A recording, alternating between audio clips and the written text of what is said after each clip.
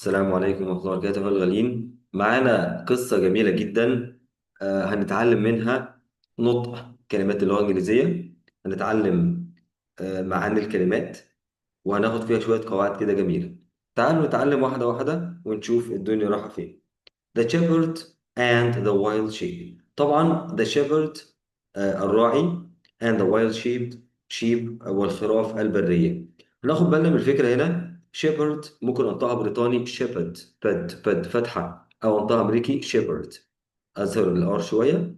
and the wild sheep الخراف البرية. وقلنا wild برية مش معناها ان هي متوحشة، ولكن هي غير مستأنسة، cannot be kept as pets. يعني مش هتاخد على الإنسان ولا تتعامل معاه على إنه صديق. في الحالة دي نقرأ النص بتاعنا وتعالوا نستمتع واحدة واحدة. Once there was a shepherd. Once there was a shepherd. Every night he counted and gathered his sheep. He was sure never to overlook any of them. One night he saw some wild sheep had joined his herd. He hoped to acquire the newcomers. It snowed that night. In the morning, the shepherd couldn't take his sheep out of his lodge. Instead, he had to feed them inside. He gave a small amount of wheat to his own sheep, but he gave more of the food to the wild sheep. He thought the extra wheat would discourage them from leaving. It snowed for several days. During that time, the shepherd's sheep ate very little, and the wild sheep, however, ate very well. At last, the snow melted, and, and they ventured outdoors. As soon as he opened the door of his hut, the wild sheep started to run away. Wait, this is how you repay me after I treated you so kindly? Why do you run away? The shepherd asked. His voice was full of hatred. The wild sheep stopped and turned toward the shepherd. We're leaving because you fed us better than your own sheep, one of the wild sheep replied. You tried to deceive us with your ridiculous plan. Yesterday, you treated us kindly, but tomorrow you might be different. If more wild sheep joined your herd, you would treat us as inferior sheep. As the wild sheep ran away, the shepherd understood his offense. He knew this awkward situation was his own fault. He had not been a satisfactory caretaker. He was a fake friend to the wild sheep. Because of this, he had neglected his own herd. شباب كده قرأنا النص مع بعض. حاول تقرأ النص وتتعود على نطق الكلمات. طبعا اللهجة المستخدمة لهجة نيويورك، اللي هي الغالب عليها في الأكسنت أمريكي، وفيها بعض عدم نطق الآر شوية كده خاصة باللهجة البريطانية. تعالوا نشوف يا ترى انت فهمت النص ولا لا. طبعا هطلب منك دلوقتي انت توقف وتحاول تقرا النص مع نفسك، تتدرب على الصوت الاول، بعد كده هقول لك وقف بقى وركز في المعاني. بعد ما نوقف ونركز في المعاني، تعالوا نطلع وندرس الكلمات مع بعض ونشوف المعنى بتاعها رايح فين، واحنا فهمنا صح وبعمق ولا لا. word list. اول كلمه عندنا اسمها acquire. acquire دي فاعل. verb. To acquire something is to gain possession of it. أن تمتلك شيء معناها أن أنت يكون لك حق امتلاك هذا الشيء.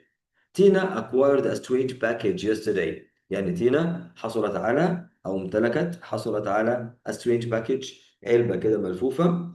yesterday أمس. وباكج معناها pack من يحزم، pack يضع حاجة في كيس أو في شنطة ويقفل عليها.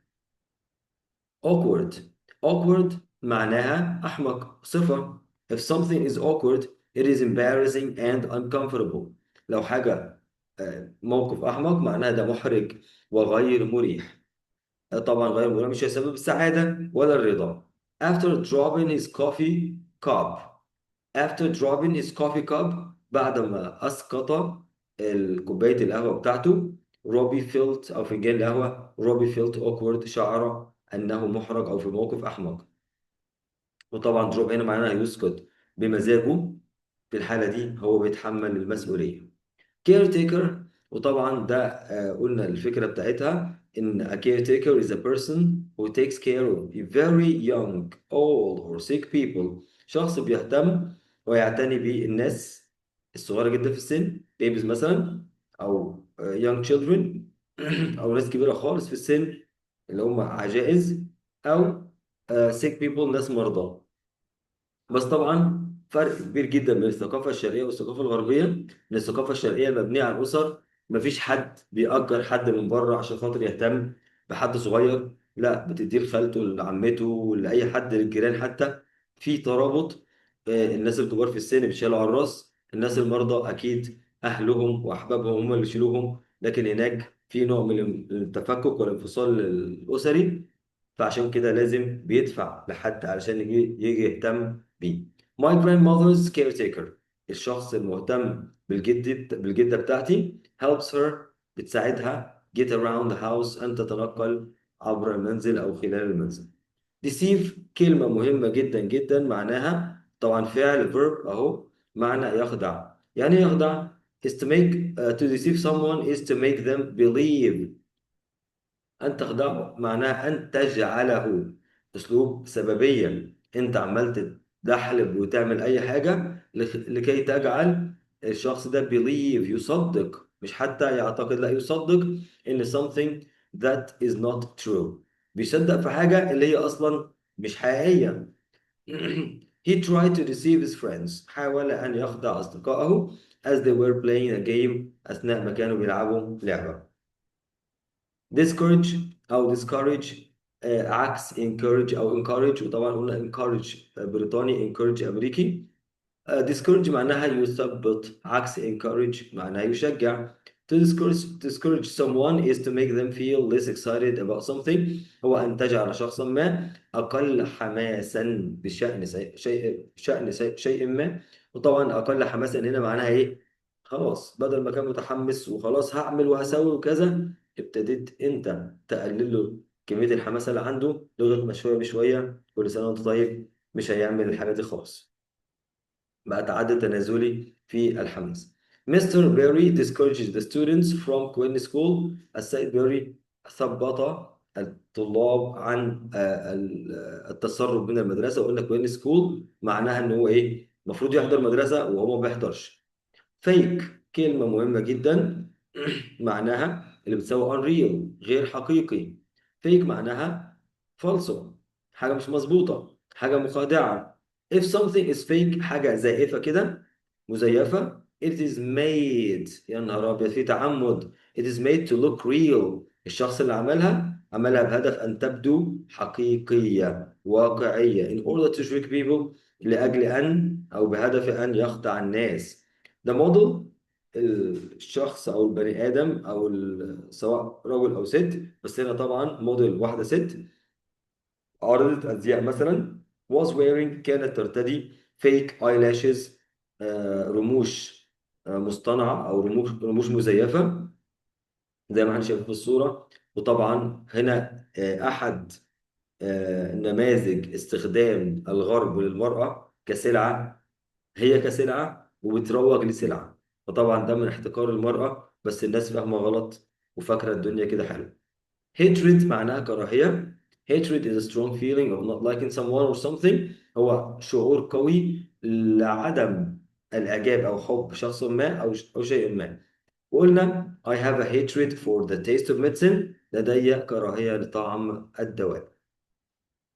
هات معناها كوخ. وطبعا اسم هات's house هو منزل. made of wood مصنوع من الخشب. grass الأعشاب أو الحشائش. or mud الطين أو الوحل.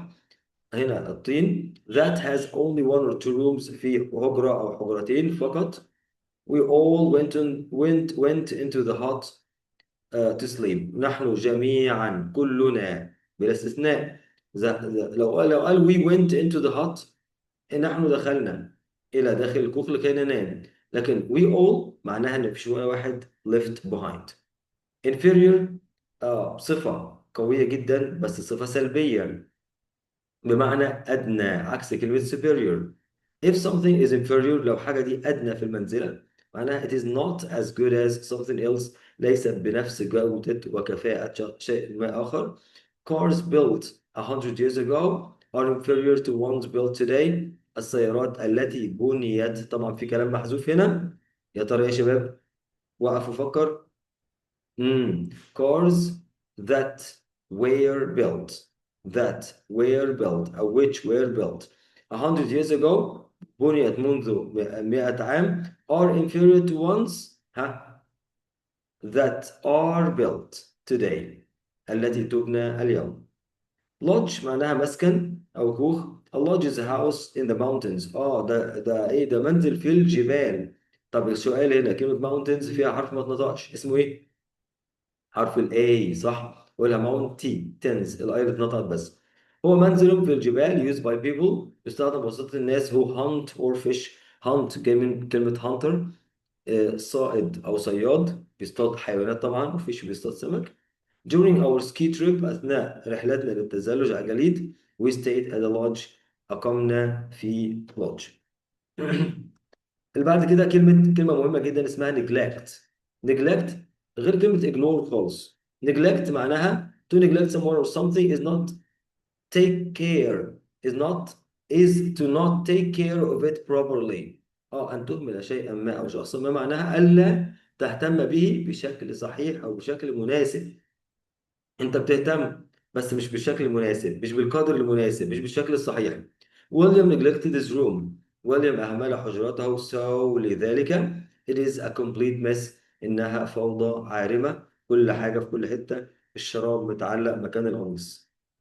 newcomer معناها شخص جديد جاي للمكان، وطبعا اسم a newcomer بتتجمع على newcomers is a person، وشخص who has recently arrived، قد وصل حديثا to a place، إلى مكان or a group أو مجموعة من البشر.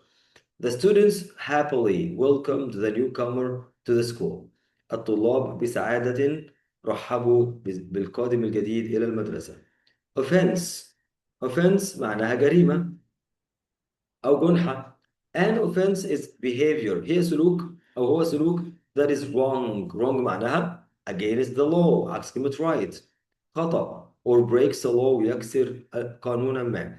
stealing a car، سرقة السيارة كفكرة يعني، is a very serious offense، هي جريمة خطرة جدا. overlook معناها هنا يتغافل أو يغفل عن. فعل to overlook something is to not notice it، هو ألا تلاحظه. or not or to not realize it، أو ألا تدركه. not to realize that it is important، ألا تدرك أنه مهم. أغفلت شيء، ما لاحظتوش أو ما أدركتش أنه مهم. Brenda overlooked the last step and had a bad fall. بريندا أغفلت أو غفلت عن السلمة الأخيرة، آخر سلمة. and had a bad fall، وقعت سقوط سيء أو سقوط قوي جدا. فطبعا هنا bad معناها إن هي اتعورت وحصل إصابات. repay معناها يرد الجميل أو يكافئ، فعل. to repay is to pay back، هو تدفع حاجة لحد. or to reward someone or something، أو تكافئ الشخص ده أو الشيء ده. she repaid her friend for all of his hard work with a small gift. كافأت وكافأت صديقها لكل العمل الجاد الذي عمله، كافأته بإيه؟ with a small gift، بهدية صغيرة. وطبعا there is a sense of irony، في كده إحساس بالسخرية، في تناقض. small عكس كلمة all، عمل كل العمل الجاد اللي عمله وفي الآخر ادته small gift. طبعا how a bad repay. ridiculous معناها سخيف، صفة. if something is ridiculous، حاجة سخيفة، it is silly، سخيفة or strange أو غريبة. Steve looked ridiculous، بدأ سخيفا with those huge blue sunglasses، بتلك النظارات أو تلك النظارة الزرقاء الضخمة، مش جاي على وشه خالص. satisfactory معناها مرضي، والرضا هو السعادة أو وجه من وجوه السعادة أو الشجاعة أو السعادة انعكاس للرضا. If something is satisfactory، لو أن شيئا ما مرضي، it is good enough، أكيد الحاجة دي كويسة بشكل كافي. مينا often received satisfactory grades since she studied so hard. كانت في الغالب بتستقبل درجات مرضية أو بتاخد درجات مرضية في المدرسة، لذلك منذ أن ذاكرت بجد واجتهاد. shepherd راعي. A shepherd is a person، هو شخص who protects الذي يحمي and cares for sheep الذي يحمي ويرعى الخراف. The shepherd moved the sheep to another field. الراعي حرك الخراف إلى حقل آخر. بعد كده عندي كلمة venture. venture معناها يغامر، جاي من كلمة adventure مغامرة.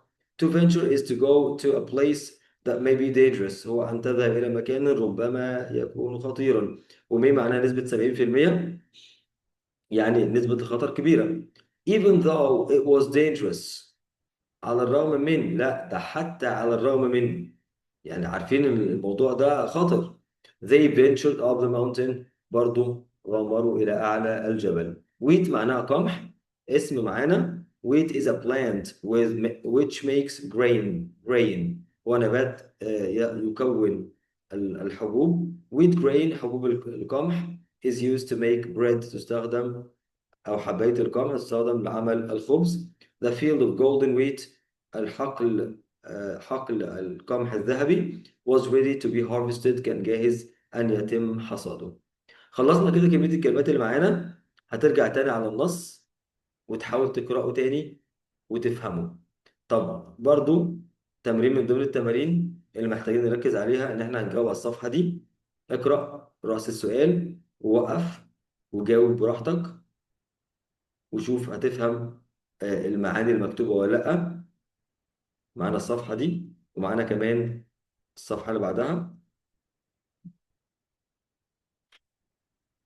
سؤال تاني طبعا، أنواع أسئلة مختلفة بتقيس معدل الفهم بتاعك وعمق الفهم.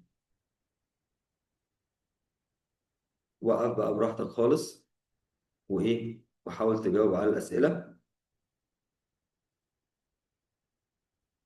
وبعدين معانا كمان بعد النص، طبعا علشان ما نعديش النص تاني محتاجين نترجم النص ده بالعربي كله بعد ما تفهمه وفهمت الكلمات. وبعد كده هتروح سايب العربي، وبعد كده هتجيب الريكوردر بتاع الموبايل بتاعك وتسجل نطق قراءتك للنص باللغة الإنجليزية وترجع تسمع نفسك وانت بتتكلم إنجليزي.